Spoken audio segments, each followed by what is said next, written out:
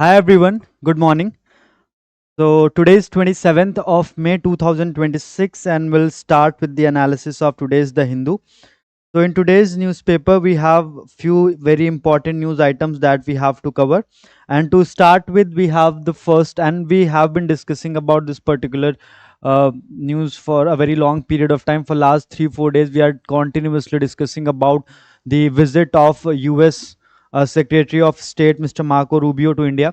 So in the continuation of the same, what are the different or what are the various developments which have taken place during this particular visit? So one of the most important aspect related to this particular visit is basically a deal has been signed related to the rare earth minerals and magnets, right? Now rare earth elements are extremely important for the 21st century, because every important thing for 21st century, whether it's green energy or satellites, missile systems, you need rare earth minerals. And at this point of time China has dominance over mining and purifying of the rare earth minerals. So because of that specific reason, India and United States of America were very concerned for a very long period of time related to the procurement of rare earth elements. So finally, at the 11th Quad Foreign Ministers meeting, on the sidelines of the 11th Quad Foreign Ministers meeting, India and United States of America has said that they will develop a framework to ensure that there is an uninterrupted supply of rare earth minerals, because it is extremely important. Now, moving on to the next important point when we talk about this entire issue. So Pax Silica. Anyone?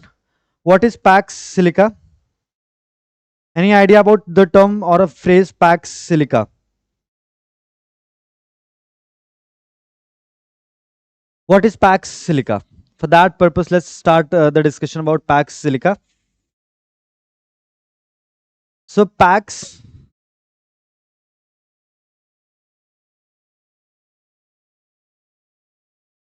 Silica is an initiative launched by it is launched by United States of America in December 2025. Now, as you can see, there is a term which has been used in the uh, phrase, and it is silica. So it is basically related to semiconductor chips and artificial intelligence.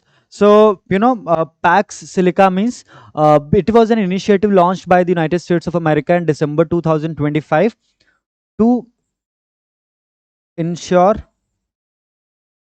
uninterrupted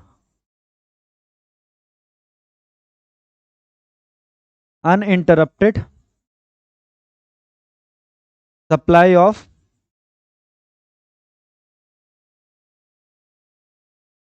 rare earth elements, right? India was invited to join this particular initiative, because at the end of the day uh, you know um, there has to be an alternative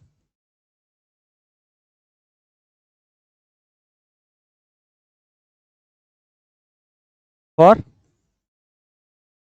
China. Now, moving on to the next important point, student, which we should remember, there are multiple countries which are the members of Pax Silica. United States of America is basically, created this entire initiative. Then we have Greece, Japan, South Korea, Singapore, Israel, United Kingdom, Australia, Qatar, United Arab of Emirates, Netherlands. These are the countries which are the members of this particular initiative.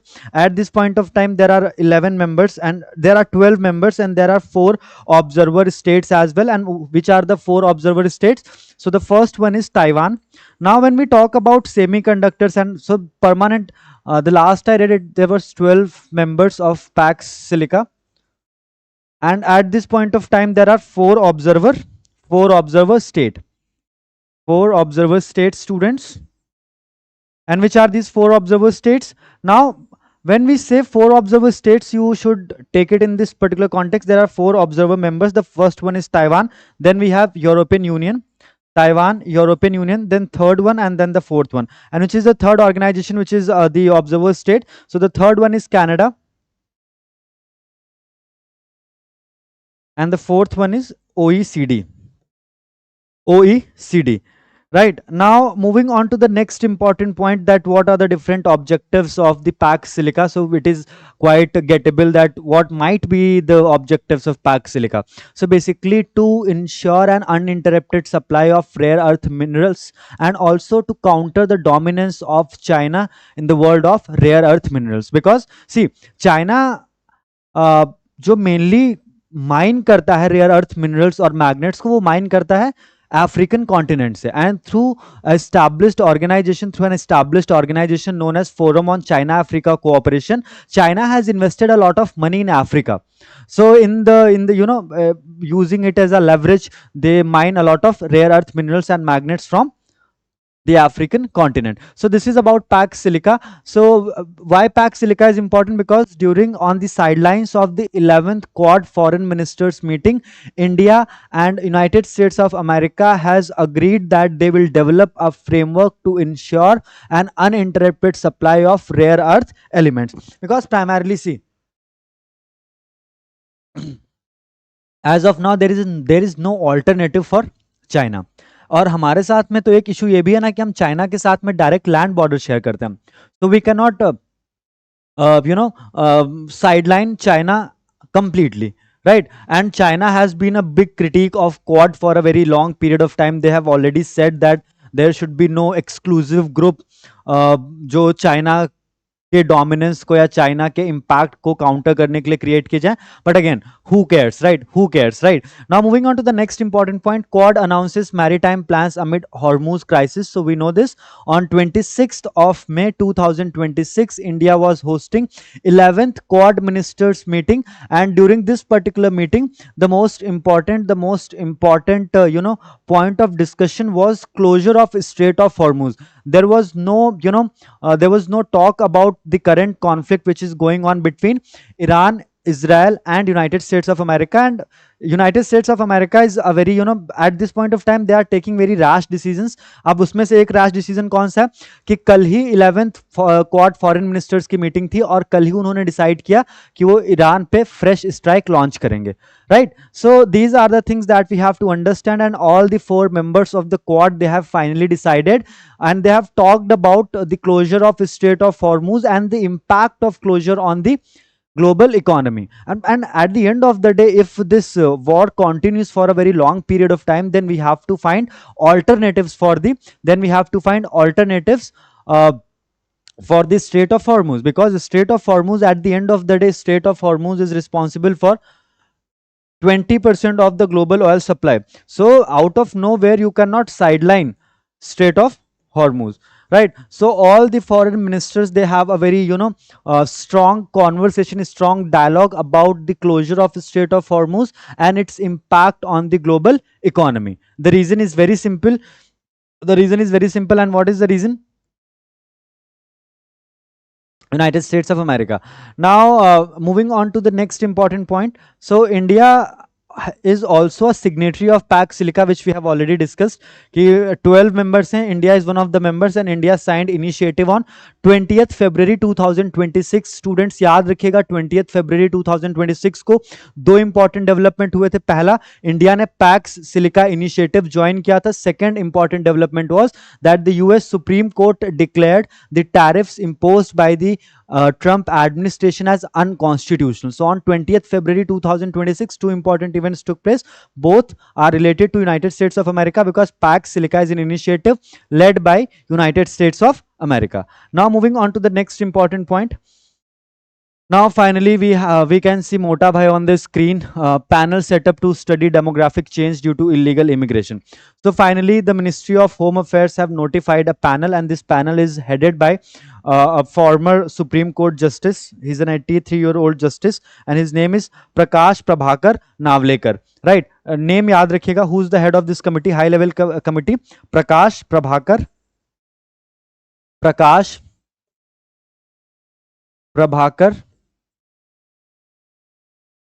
Navlekar. He's a retired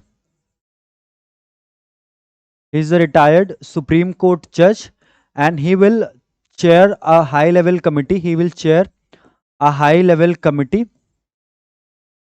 और ये high level committee किस issue को लेकर के constitute की गई है? This high level committee is constituted for studying or reviewing the impact of illegal immigration on Indian demography.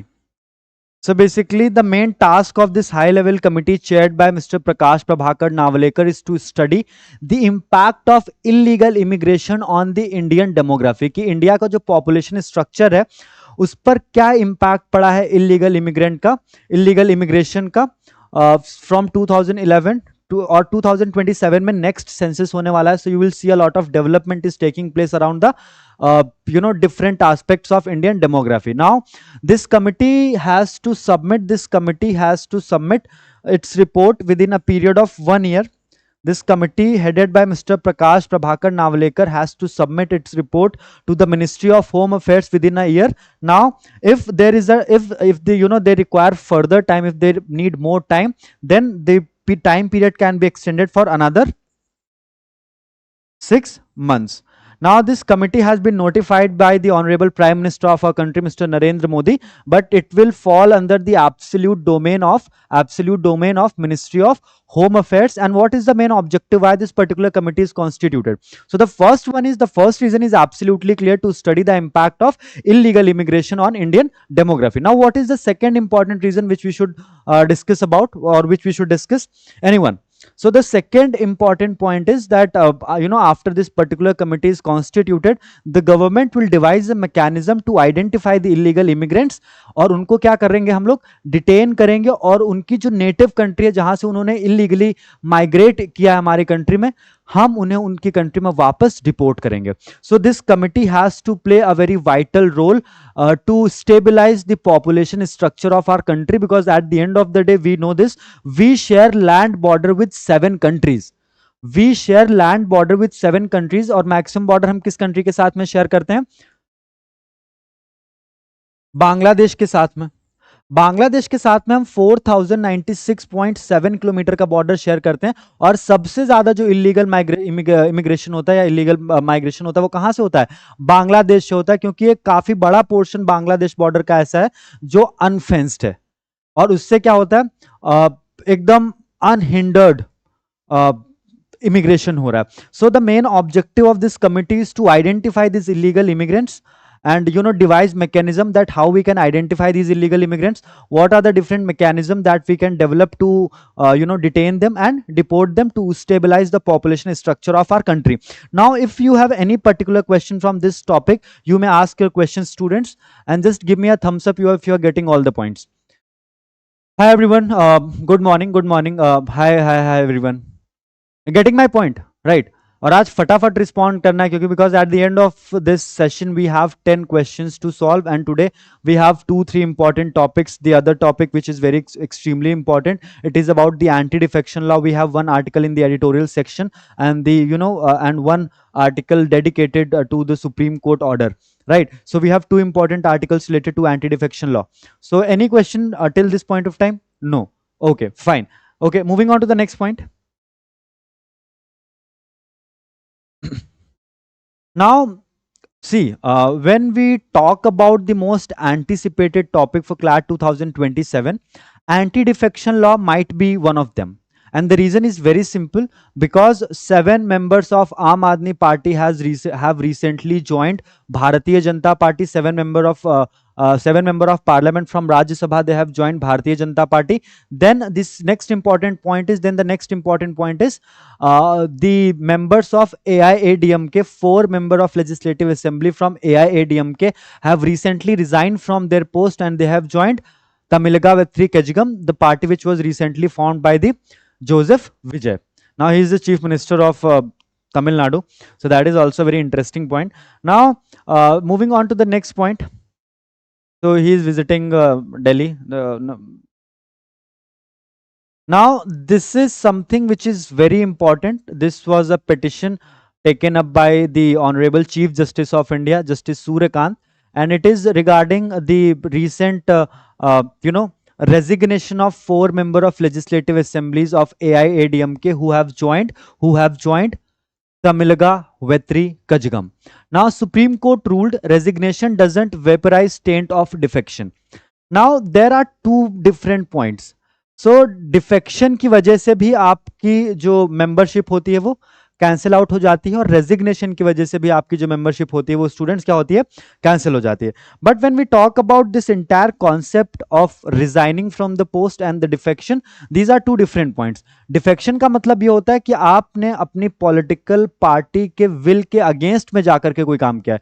You have taken a particular action against the will of your political party, and resignation might be related to any particular point, that you are not fit, you are not healthy, you need more time for your family. There are n number of reasons behind the resignation. So defection and resignation are mutually exclusive. So with that particular context, let's start about the discussion. Let's start the discussion about this particular topic. So anti-defection law.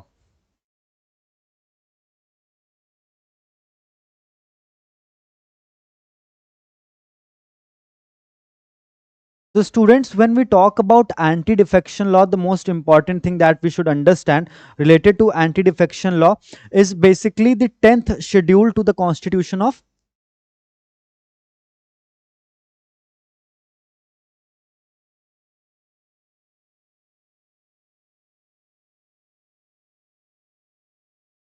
Now, I'll ask a lot of questions when I am discussing about the anti-defection law.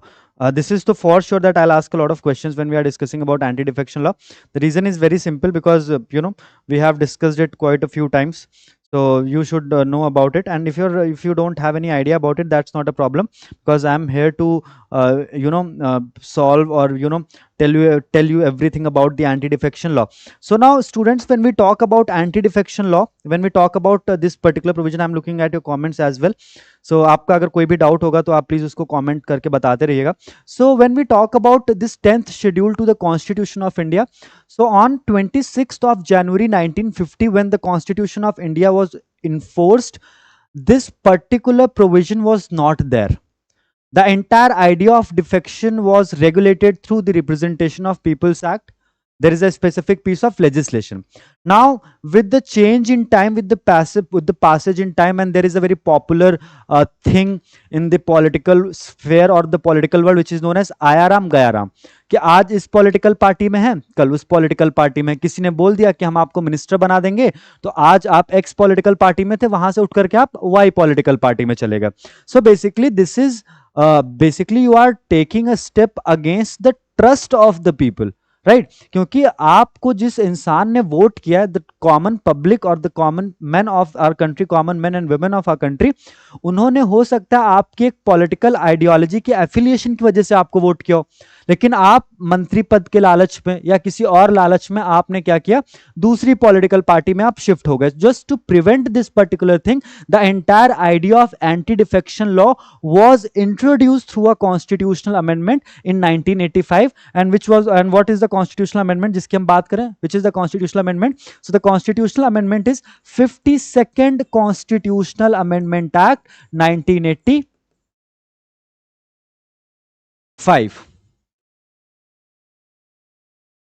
So through 52nd Constitutional Amendment Act 1985, the Government of India or the Parliament of India inserted 10th schedule in the Indian Constitution, which talks about anti-defection law. Now moving on to the next important point. So 52nd Constitutional Amendment Act, changed a lot of articles in the Indian Constitution, and one of the most important provision related to anti-defection law, which you should remember, is basically Article 102 Clause 2. Article 102 Clause 2, and the second one is Article 192 Clause 2. Now, what is Article 102 Clause 2 and Article 192 Clause 2? So, students, Article 102 Clause 2 is specifically related to the disqualification of MPs, whereas Article 192 Clause 2 is related to the disqualification of member of Legislative Assembly. Two separate provisions for the two different pillars of our federal structure disqualification of MLAs. So state के लिए है article 192 clause 2 और union के लिए है article 102 clause 2, article 190 clause 2, right, article 191 clause 2। Now moving on to the next important point which we should discuss related to the anti-defection law, that what are the different grounds for the disqualification.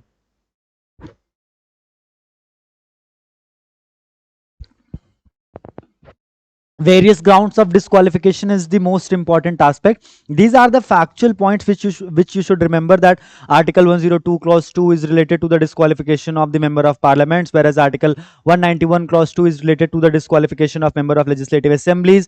Then the next important point is 10th schedule was inserted through 52nd constitutional amendment act 1985, and it talks about the anti-defection law. Now moving on to the next important point, and this is going to be the the main thing why we are having such an intense discussion about anti-defection law.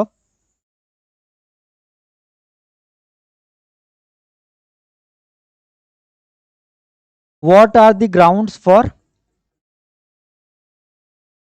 defection under anti-defection law? So students, let's talk about the grounds for defection under the anti-defection law. So the first one is when a member voluntarily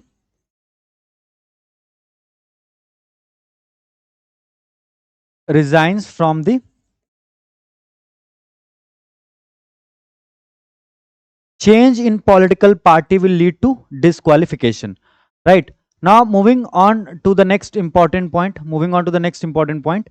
related to this particular topic.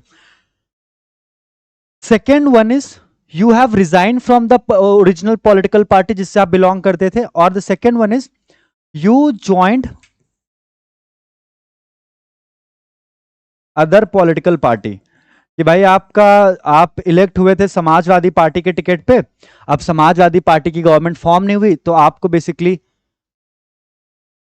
then if a particular political party suspends a member from the party, तो फिर वो क्या करेगी political party, वो presiding officer जो house का होगा उसको इन्फॉर्म करेगी, then presiding officer will suspend the membership of that particular MP और MLA.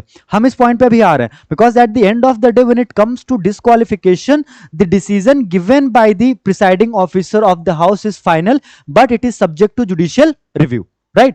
Now moving on to the next important point which we should discuss. So आप या तो आपने अपनी पॉलिटिकल पार्टी से रिजाइन कर दिया, या तो आपने क्या किया दूसरी पॉलिटिकल पार्टी ज्वाइन कर ली, या you voted against the whip और direction given by your party, given by the party, या तो आपने क्या किया कि आपकी पार्टी का जो डायरेक्शन है उसके अगेंस्ट में जाकर के आपने वोट कर दिया, और दूसरा रीजन ये हो सकता है कि आपने एब्सटेन कर दिया, कि मान लीजिए 131st कॉन्स्टिट्यूशनल अमेंडमेंट बिल पर वोटिंग होने वाली थी and you belong to Indian National Congress, और इंडियन नेशनल कांग्रेस ने बोला आपको कि भाई ऐसा है 131st कॉन्स्टिट्यूशनल अमेंडमेंट के हाय गुड मॉर्निंग एवरीवन, आपको उसके अगेंस्ट में वोट करना है, बट आपने चुपचाप से जाकर के क्या किया कि भाई मैं तो I strongly believe in women empowerment and all these things, तो आपने क्या किया, and this is actually very important because see 131st constitutional amendment bill is the most apt example, is one of the most apt example to make you understand, क्योंकि recent है कि आपको लगा कि मेरा जो आइडियोलॉजी है वो मुझे अलाउ नहीं करेगा 131st कॉन्स्टिट्यूशनल अमेंडमेंट बिल के अगेंस्ट में वोट करना, तो आपने क्या किया, आपने भारतीय जनता पार्टी या नेशनल डेमोक्रेटिक अलायंस या जो रूलिंग पार्टी है उसके फेवर में आपने जाकर के वोट किया। This can be a ground for the defection, right. Then moving on to the next important point.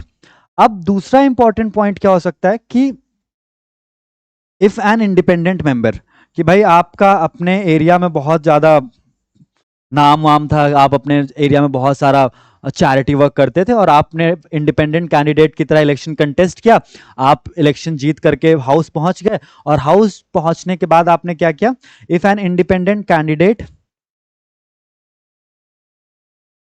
Joins a political party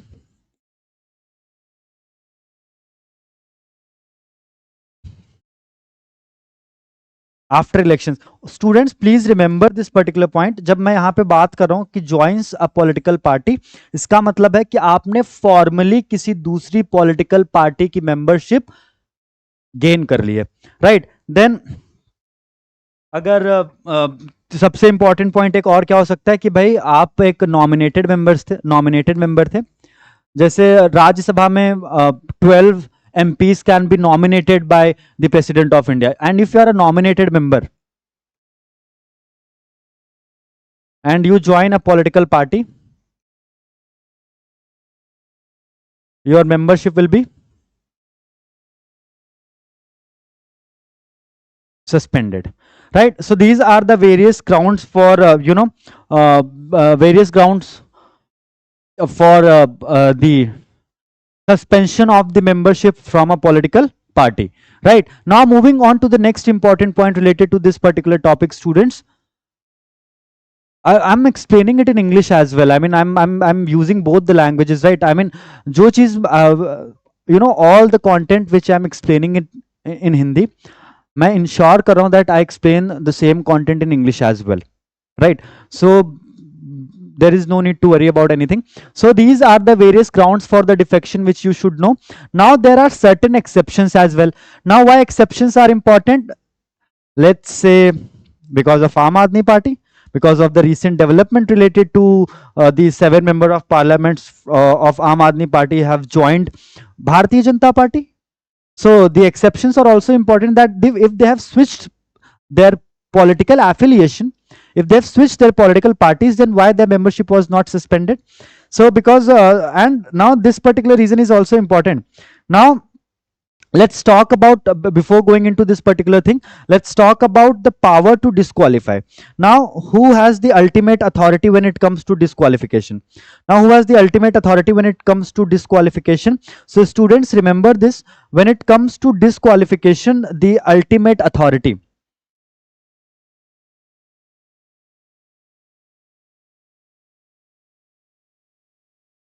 power to decide upon the disqualification of member, disqualification of a member lies with the presiding officer of the house. Students, अब presiding officer कौन कौन हो सकता है? लोकसभा के case में speaker, Rajya Sabha के case में चेयरमैन, और स्टेट लेजिस्लेटिव असेंबली के केस में अगेन स्पीकर। समझ में आ रहा है तो फटाफट वीडियो को लाइक भी कर देना है। जैसे वो बोलते ना, ठोको लाइक, ठोको ताली, ऐसे ऐसे, you just have to like the video, right? Now moving on to the next important point which we should remember. Now the next important question might be, is the decision given by the presiding officer is final? Is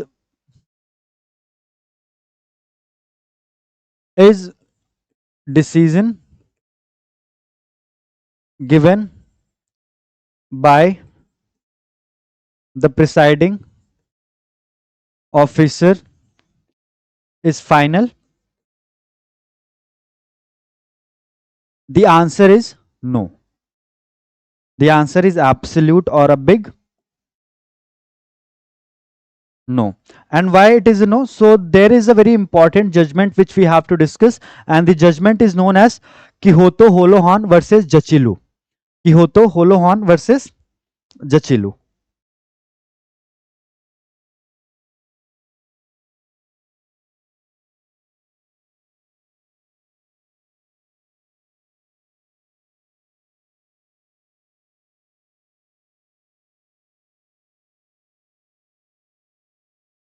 Quixote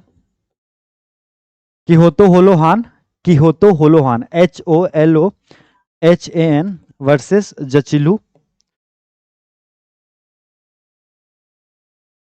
And this particular judgment was related to the validity of 10th schedule. Now in this particular uh, you know uh, case, students, the Honorable Supreme Court of India said, or made a very important remark. And what was the remark made by the Supreme Court of India in this particular case? So let's talk about the remark as well made by the Supreme Court of India in this particular case. So the Supreme Court of India said the decision given by the presiding officer is subject to judicial review. Now, students,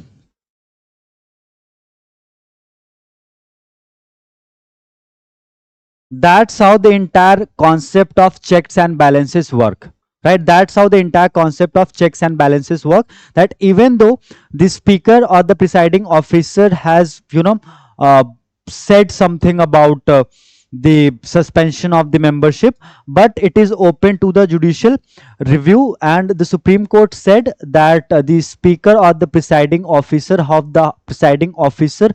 of the house should act as a tribunal. They should not act above, or they should not feel themselves above the Constitution of India.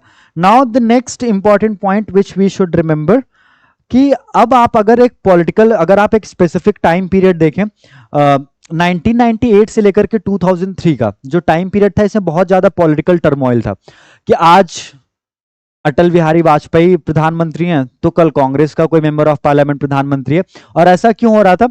वही concept पुराना, आया राम गया राम, की now there are certain MPs which are from ex political party, right now at this point of time they are in Congress, tomorrow they are in Bharatiya Janata Party. So because of this particular reason, a lot of political instability was there. So because of this political instability, the Parliament of India felt that we should have a very strong law. So what they did in 2003, the Parliament of India brought 91st Constitutional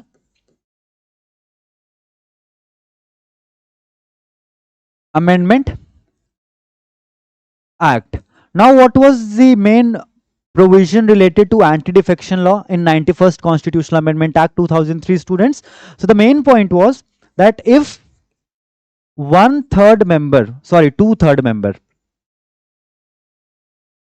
if two-third members of a political party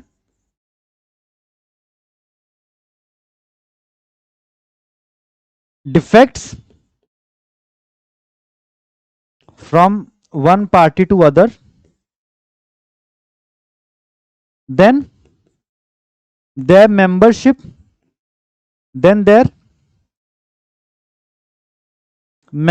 would not be suspended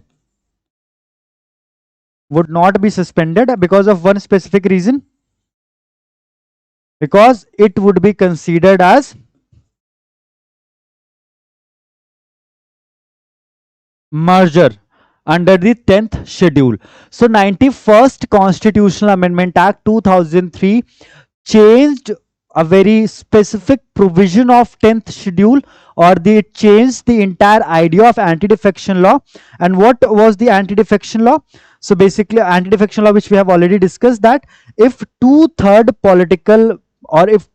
members of a political party joins other political party, then it would not be considered for the defection under the anti-defection law. Instead of that, it would be considered as merger. छोटा सा example हम ले लेते हैं, जैसे recently there is example of Aam Aadmi Party. Now there were 10 MPs of Aam Aadmi Party in Rajya Sabha. Now out of these 10 MPs, students, 7 MPs joined Bharatiya Janata Party. So basically, now to make you understand what was the 91st Constitutional Amendment Act, you should know that this 7 out of 10, so it is more than two-third. So basically the presiding officer, and who is the presiding officer of the Rajya Sabha? Who was the presiding officer of the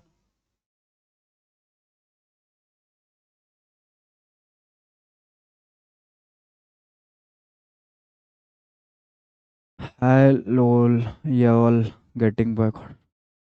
Please stay focused on the content which we are discussing. Please don't disturb the flow of this classroom, please. Right, that would be my request.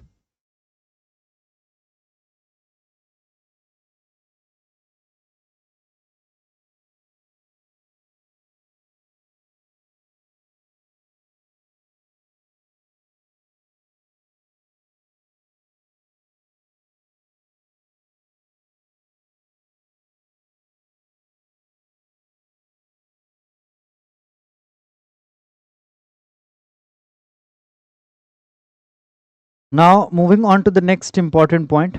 So, please don't disturb the flow of this class, please. Now, moving on to the next point. So, if 7 MPs have joined, you need actually deep information, because for last 3 4 years CLAT is absolutely, in consortium is on some different level, right? So because of that specific reason, this becomes quite important, right? Now, moving on to the next point. So it is more than two-third, it is more than.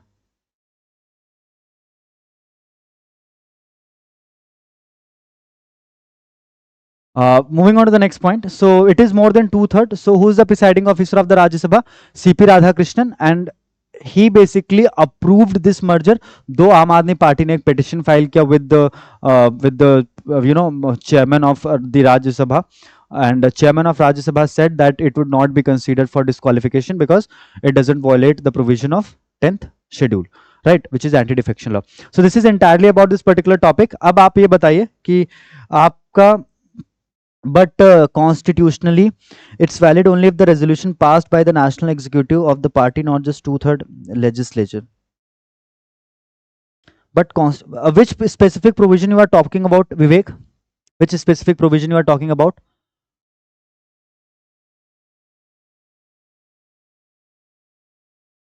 May I know which specific provision you are talking about? कि अरे भाई, जब देखिए, अगर मैं किसी political party को join कर रहा हूँ तो उसका जो नेशनल एग्जीक्यूटिव होगा या जो भी होगा वही तो मुझे मेंबरशिप ग्रांट करेगा, उसके हैंड और सील के अंदर ही तो मुझे मेंबरशिप ग्रांट की जाएगी ना, राइट?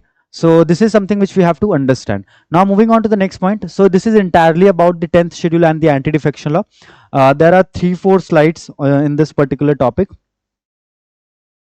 अगर आपका, if you have any particular question or doubt from this particular topic, then you may ask your question. Otherwise ठोको like और बढ़ते हैं आगे, ठीक है, फटाफट.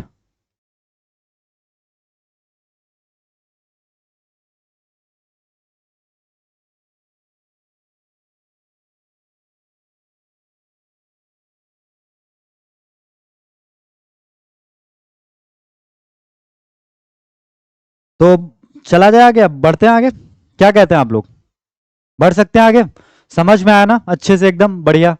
कोई दिक्कत परेशानी तो फटाफट अपने सवाल पूछे और हम बढ़ेंगे आगे, right? Okay, fine fine fine fine fine, okay, done and dusted. Will move. So Supreme Court ruled resignation does not vaporize taint of defection. So let's talk about the observation made by the Supreme Court.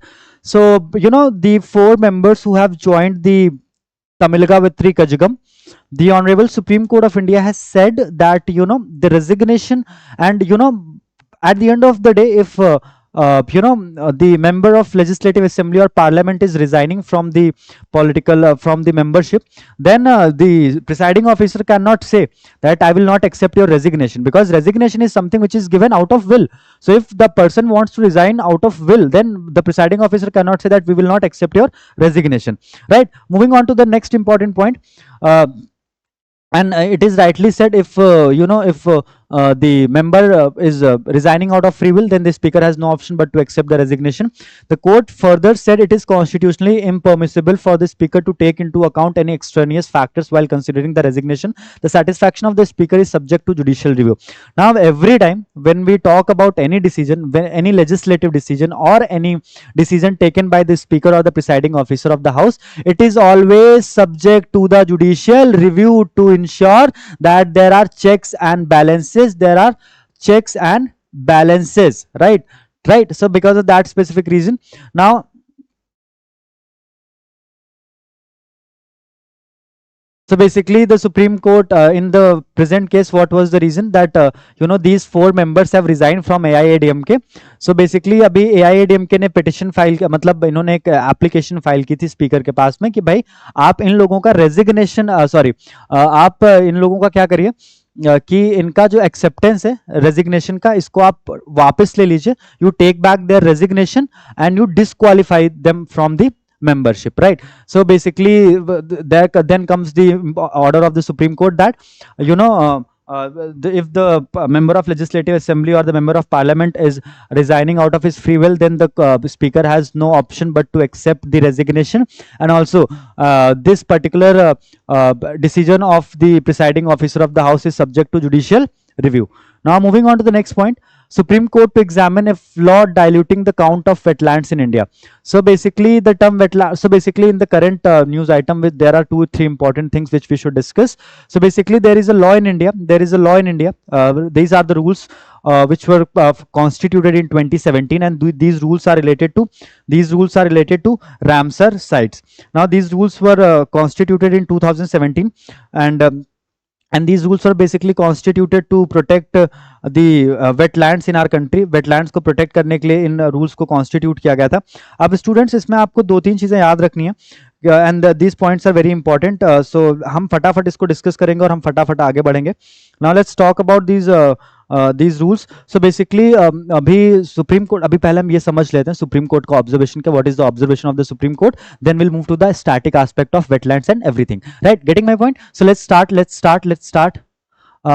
start with our discussion. So basically the Supreme Court has said that the authorities should not discriminate discriminate. Authorities should not distinguish between the man-made wetlands and natural wetlands and artificial wetlands, because if the authorities will distinguish between the man-made or the artificial wetlands and natural wetlands, then ultimately it will dilute the accountability.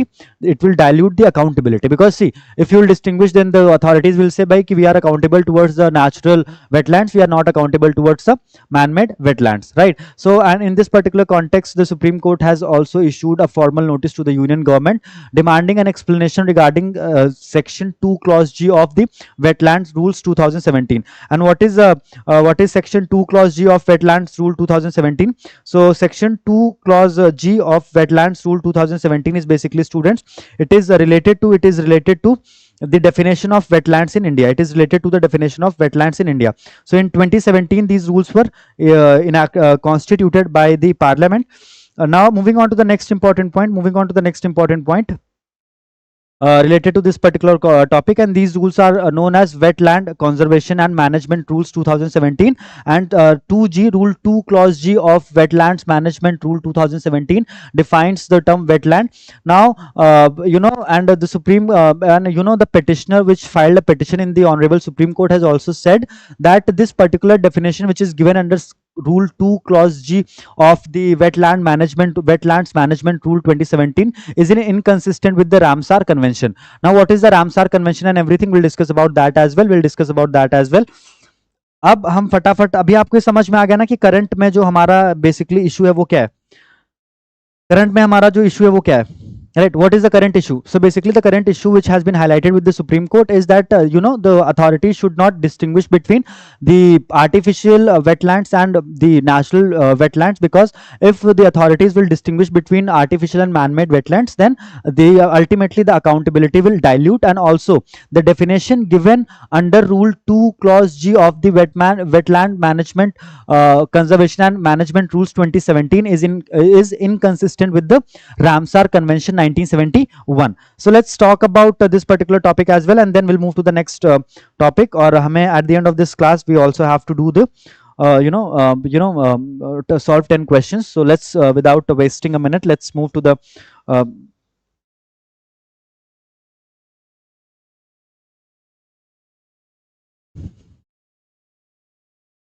Ramsar Convention was brought in 1971. Ramsar is a city in Iran. यहाँ पर एक convention आया था, इसीलिए इसको हम Ramsar convention बोलते हैं, and it is related to the protection and management of wetlands. Now, India ratified this convention in 1982. India ने कब इस कन्वेंशन को रेटिफाई किया 1982 में, which is again a very important point which you should remember. Now moving on to the next important point, this convention was adopted on 2nd February 1971, and that is the only reason why we celebrate World Wetlands Day on 2nd February every year, right? 2nd February every year. Hi everyone, good morning, good morning. Fine, fine, fine. We'll move to the next point. So now at this point of time, India has total 99 Ramsar sites. Ramsar sites का मतलब basically क्या है? Total 99 wetlands हैं. सबसे ज्यादा wetlands कहाँ पर है? किस स्टेट में? सबसे ज्यादा वेटलैंड्स तमिलनाडु के पास में. Now moving on to the next point which you should remember related to the wetlands and the entire concept related to wetlands. Again, these small informations are very important. The largest Ramsar site in India.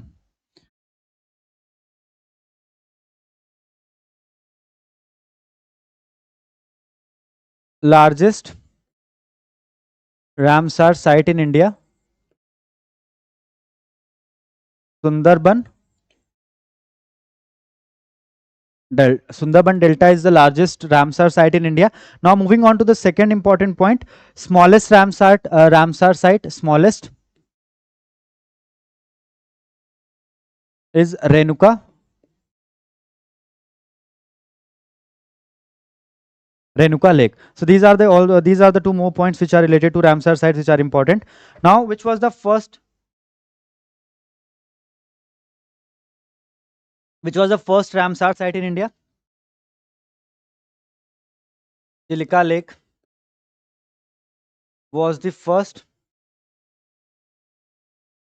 Ramsar site in India, right? So अभी आपके लिए अभी इस particular discussion में सिर्फ इतनी चीजें important हैं, समझ में आए तो ठोको लाइक और बढ़ेंगे हम फटाफट आगे, राइट? Getting my point? समझ में आ रहा है सबको? Getting my point? यस और नो? यस और नो? यस और नो? फटाफट अपना थम्सअप दीजिए और हम बढ़ेंगे आपके थम्सअप के साथ में आगे.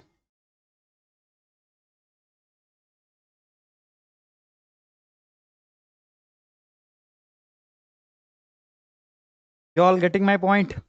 If yes, then please give a thumbs up so that we can proceed.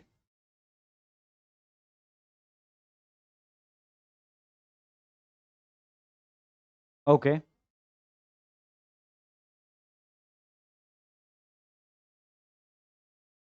Okay, fine. Done, done. Thank you so much. तो अब हम बढ़ जाते हैं फटाफट आगे अपने नेक्स्ट destination की तरफ. And what is our next destination? The next destination is basically now again guys, this is one such article which is again not that much relevant because this article does not have much of the factual information. So I'll just give you a brief of this article.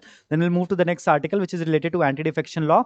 And we have already discussed everything related to anti-defection law. So let's talk about this particular article which is about the energy strategy and why we have to work more upon the our domestic national energy strategy. So because the closure of Strait of Hormuz, we know that this has a severe impact on the Indian economy, and not only the Indian economy but on the global economy as well. And why closure of Strait of Hormuz is playing such a important role, such an important role, because it allows or it controls 20% global oil supply जहाँ से ये pass होती है. Now, basically, since this particular closure has been effectively taken place, India has diversified its energy portfolio. But again, in the last 10 days, the government has to increase the prices of the prices of petroleum products 4 times, and effectively 7.52 rupees. अभी तक 7.5 rupees petroleum products के prices बढ़ चुके हैं. Now this is something which we have to understand that why the prices are being increased. क्योंकि हमारा जो old inventory था, the country with the inventory which we were holding till with the inventory which we were holding till this date it was an old inventory जो हम लोगों ने cheap price में जिसको मेंटेन किया था. Now this old inventory is depleted. That's why the government has to increase the prices of the crude oil so that the companies can operate smoothly. Now, why the author is saying that we need price correction, and we can't do anything about it, about the price correction and everything, because the author have given multiple other routes like Cape of Good Hope and other routes as well. But at the same time, we have to ensure that we have the timely supply of the crude oil as well, because at the end of the day you cannot increase the number of ships overnight. कि आज हमारे पास 1000 ship हैं, अब हम अभी हम 2000 kilometre दूर से पेट्रोलियम प्रोडक्ट्स मंगा रहे थे. Now will import petroleum products from 10,000 kilometers away, and it will not have an impact on the Indian economy. No, it will have impact, because at the end of the day the cost of procurement will increase. If you are procuring something from 5 kilometers away, basically let's use the logic of Swiggy and Zomato, right? If you are ordering a product from a restaurant which is 3 kilometers away, you don't have to pay any additional charge. But if you are ordering a product from, let's say, 20 kilometers away, then you have to pay an additional charge now. So the same reasoning will apply here as well, that if you are ordering a product, and that's why this Strait of Hormuz was very important, because Strait of Hormuz is very close to India. तो हमारा जो भी supply होता था वो supply फटाफट आ भी जाता था, और हमें उसके लिए बहुत ज्यादा जो प्रोक्योरमेंट कॉस्ट है वो भी उतनी ज्यादा हमारी नहीं रहती थी. So that is something which we have to understand. So we know we need price correction, but at the same time, after all these price hikes, the petroleum, all the oil manufacturing companies are still facing a loss of almost 600 crore rupees every day, right? So if you have any particular question from this topic, you may ask your question, otherwise we'll move to the next topic. समझ में आए तो फटाफट बता दीजिए और हम फिर मूव करेंगे नेक्स्ट आर्टिकल में.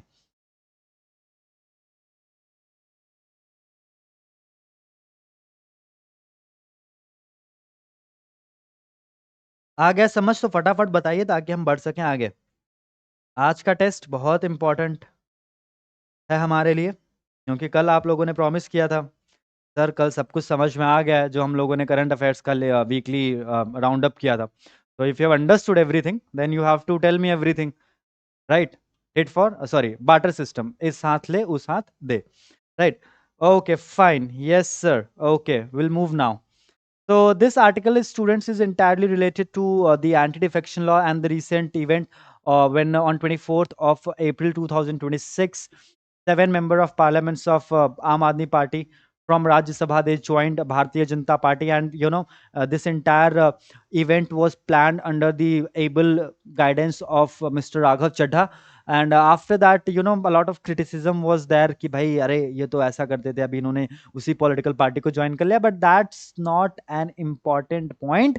The important point is that this topic is very important for your examination, and we have given almost 32 minutes to that particular topic in today's session. So if anybody is watching or anybody has joined lately, then my suggestion to you would be just go back and watch that particular portion, because that particular portion will give you absolute understanding of anti-defection law, various aspects of the anti-defection law, and you will understand each and everything, right? So, and now look at the author of this article. His name is Vanshaj Azad, and he is basically an advocate, and he is presently working as a law cum research associate at the Supreme Court of India. So basically he might be a law graduate.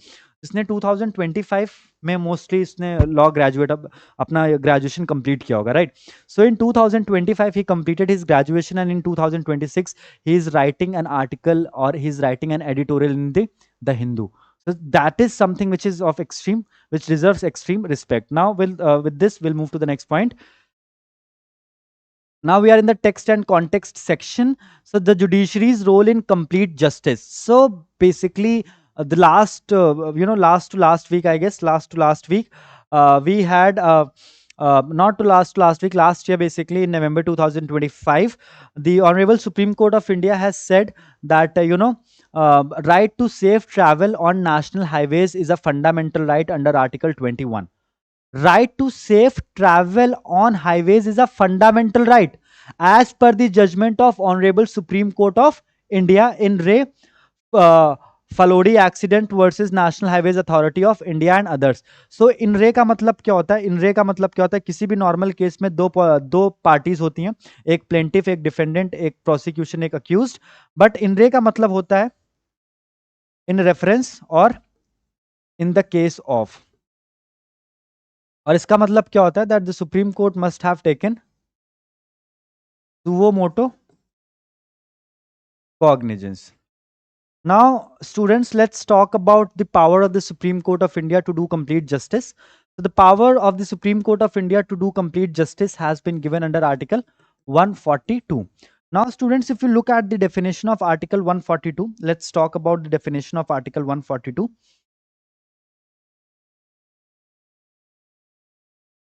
Article 142. What is Article 142?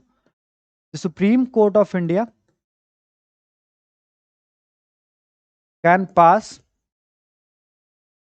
any order, judgment,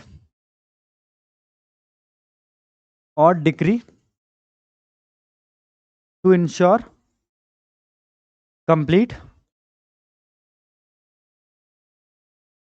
justice. Let's talk about a situation कि कोई ऐसा matter supreme court के पास पे आ गया जिस पे कोई law नहीं है, पे कोई लॉ नहीं है.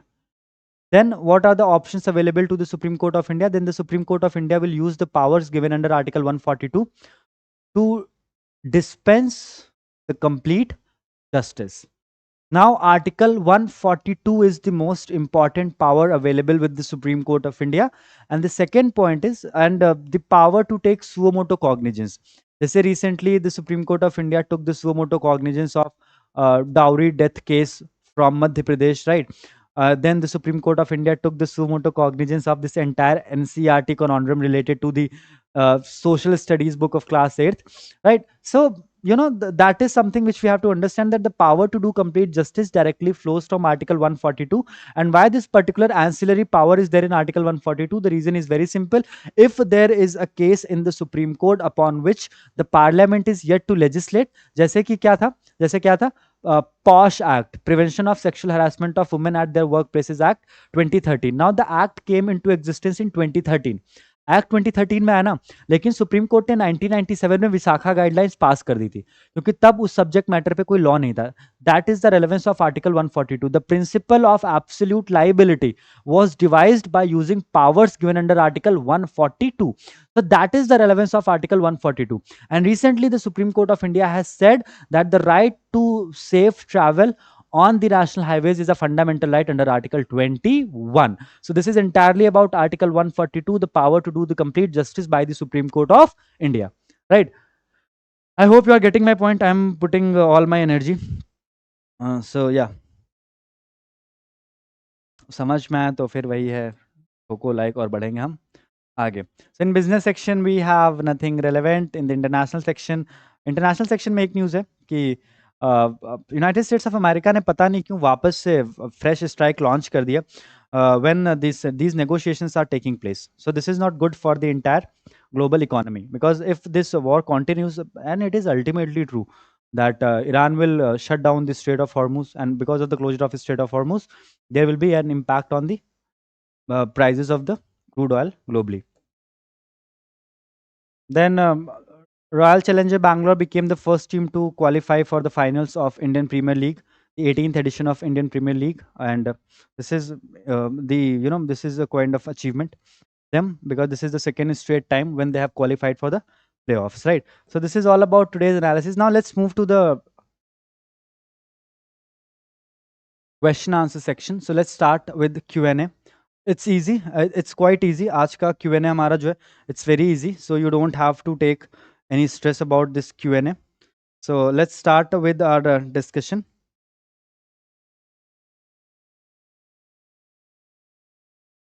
So this is the first question which we have to discuss, and अगर आप ये questions नहीं कर पा रहे हैं तो my suggestion would be just go and watch the weekly roundup which we did yesterday. So this is our first question. Prime Minister Narendra Modi's attendance at the third India Nordic Summit in Oslo, Norway, marked a significant milestone in diplomatic history. It was the first bilateral visit by an Indian Prime Minister to Norway since whose visit in 1983. So, who was the last Prime Minister who visited Norway? And it was 43 years back. So, who was the last Indian Prime Minister who visited, Norway? Anyone? Any idea about question number one? Any idea about question number one? Please answer question number one. So the correct answer for question number one is option B in 1980.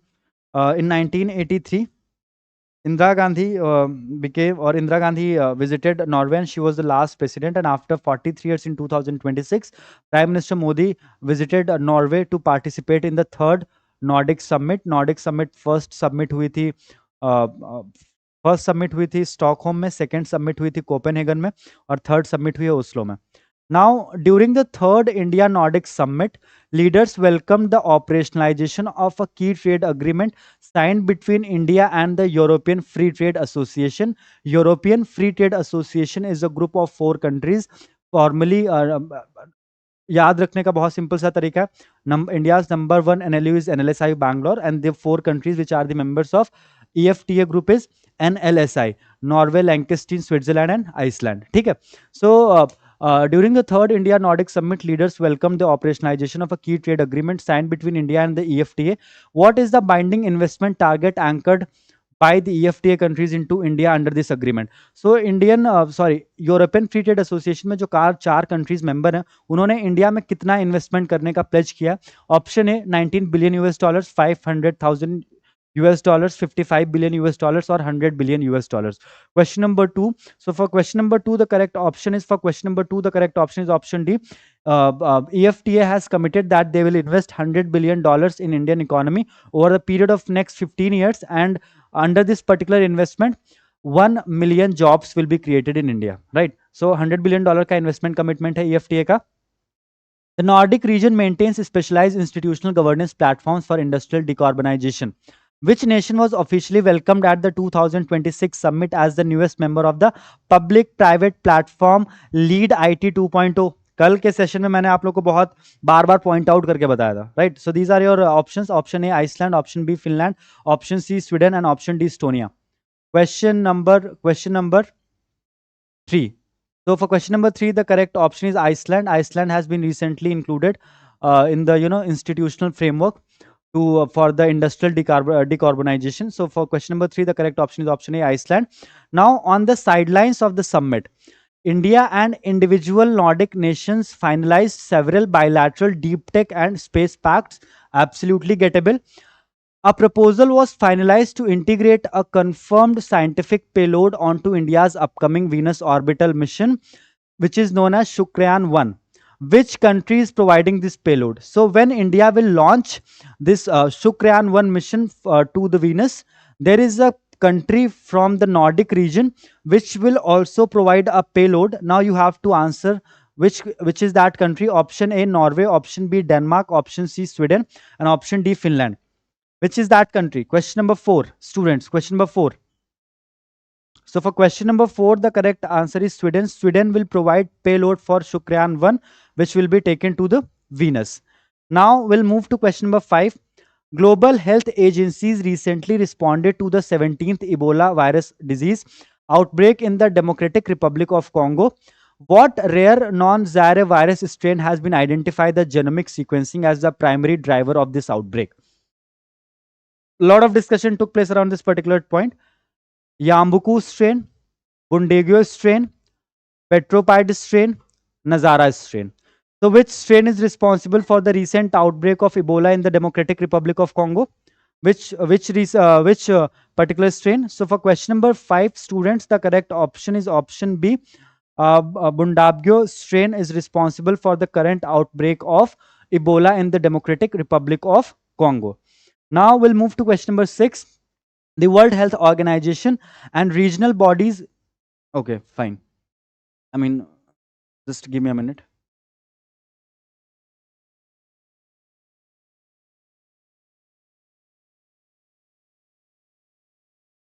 Right. We'll move to question next important question. That would be question number 6. Uh, the World Health Organization and regional bodies issued global statutory declaration in May 2026 to manage the evolving Ebola crisis. Which specific declaration was officially issued by the Africa Center for Disease Control and Prevention, Africa CDC? Public health emergency of international concern, public health emergency of continental security, international health emergency mandate, continental disease containment order. So which is the correct option for question number 6? So for question number 6, CDC ने क्या declare किया था? CDC declared it as a public health emergency of continental security because CDC is only related or will only talk about the interest of the African continent. World Health Organization declared the outbreak of Ebola in the Democratic Republic of Congo as the public health emergency of international concern, whereas CDC declared it as a public health emergency of continental security. Now moving on to the next important question, question number 7. In the milestone clarification of Kamran versus State of Madhya Pradesh, May 2026, the Supreme Court modified its absolute freeze on the colonial era sedition law.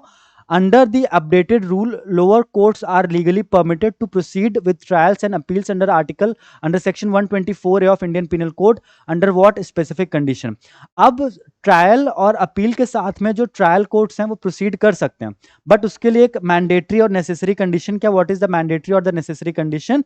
So if the state government files a fresh application within 14 days, if the offense involves high-tech or electronic communication means, if the accused explicitly consents or has no objection to the continuation, or if the case has been pending for a baseline minimum of 17 years.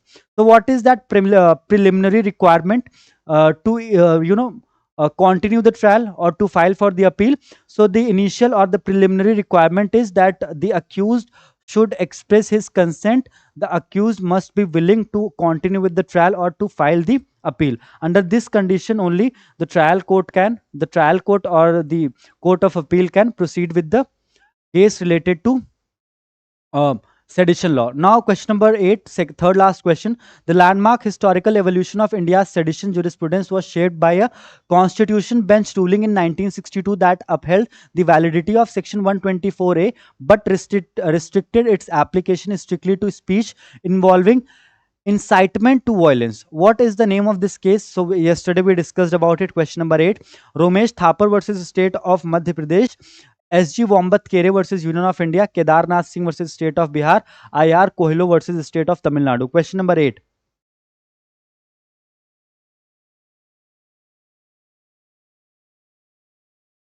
So for question number 8, the correct answer is Kedarnath Singh versus state of Bihar, जिसमें supreme court ने बोला था कि अगर कोई ऐसी speech जिससे violence पढ़ सकता है, सिर्फ वही स्पीच अमाउंट करेगी सेडिशन को. S G Vombatkere versus union of India, please याद रखिएगा, it was the judgment of the supreme court delivered in 2022 in which the Supreme Court of India suspended section 124A of IPC. The novel Taiwan Travelogue made history by winning the International Booker Prize 2026. 50,000 pound का prize मिलेगा. What unique distinction does this victory hold in the history of the International Booker Prize? It is the first book originally written in Hindi to win. No. It is the first book originally written in Kannada to win. No. It is the first book originally written in Japanese to win. No. It is the first book originally written in Mandarin Chinese to win. It is a very easy question. For question number 9, the correct option is option D. Taiwan Travelogue is the first book written in Mandarin Chinese to win International Booker Prize. It was translated into English. 50,000 pounds का prize मिलता है, ये भी आप please याद रखेंगे. Now this is the last question. Union Home Minister Amit Shah announced the launch of a high-tech smart border project across 6,000 kilometers of international borders. Simultaneously, it was revealed that India's total coastline length has been officially reassessed to 11,098.81 kilometer by which organization? So earlier it was 7,500 kilometer, अभी कितना हो गया? 11,098.81 kilometer. किसने ये reassess किया? So option A, National Hydrographic Office, National Security Council Secretariat. Option C, Survey of India, and option D, Border Security Force. For question number 10, what is the correct options? So National Hydrographic Office has reassessed the India's coastline to 11,098.81 kilometer. Right. So this is all about today's analysis. Thank you so much for watching this lecture. We'll see you tomorrow at 7:45 in the morning. Till then, bye bye, good night. Take a good care of yourself. If you have not watched this the weekly round up वाला video, then please do watch that video. अभी हम weekly अगर देखते चलेंगे ना, तो हमारा एक क्विक रिवीजन भी हो जाएगा 1 घंटे के अंदर, and will understand each and every important aspect, right? If you have love this video, do like it, subscribe to our channel. That's it. This is a normal routine. So take a good care of yourself, keep yourself hydrated, because heat wave issue ho chuka hai, right? Thank you so much. We'll see you tomorrow at the same time. Till then, just take a good care of yourself. Bye everyone. On a count of 3, we'll wrap up today's session. 1 2 3.